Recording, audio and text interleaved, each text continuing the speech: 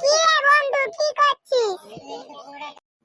এই তো রে বন্ধু, এবার ঠান্ডা পড়েছে, গা ফেটে যাচ্ছে আগুনে। আমাকে ডাকলি না তো একবারও? আরে বন্ধু, তোকে তো ডাকতে গিয়েছিলাম, তোর বাড়িতে গেলাম, দেখি তুই নাক ডেকে ঘুমাচ্ছিস। তোর মাকে বললাম, তোর মা বলল, বেটা আমার ছোলা তো ঘুমাচ্ছে। আমি বললাম হ্যাঁ, আমি তো দেখলাম।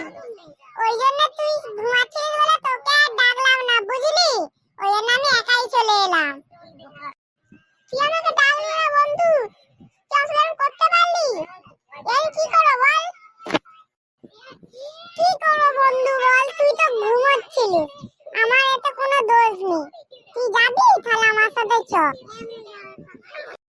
যাবো তোর সাথে, দেখ তাহলে একটা কাজ করা আছে, কাজটা করে নি। কি কাজ বন্ধু? এই নে এবারে। হ্যাঁ লাগছে বন্ধু। মারছিস কেন বন্ধু? তুই আমাকে ডাকতে দিয়েছিস, আমি তো মারবো নাকি? আজ পুজো করবো? সরি বন্ধু, আর হবে না, এবার থেকে যখন যাবো তোকে নিয়েই যাবো। এই তো ভালো ছেলে। হ্যাঁ, যখন নিয়ে যাচ্ছিলাম না তখন খারাপ ছেলে, এখন নিয়ে যাচ্ছি এখন ভালো ছেলে। চ চ চ বন্ধু চ। আরে বন্ধু, এখানে তো কোথাও আগুনই তো নেই। আগুনই তো নেই বন্ধু, এবার কি করবি বল? বন্ধু এটা তো পুরো ময়ে ময়ে হয়ে গেল একদম। ঠিক বলেছিস বন্ধু, চ তাহলে ময়ে ময়ে গানেই নাচা হবে। আমি গাইছি, তুই নাচ। ঠিক আছে বন্ধু চ, কিন্তু তুই নাচবি তো? না রে, আমি নাচবো না। কেন তুই নাচবি না কেন?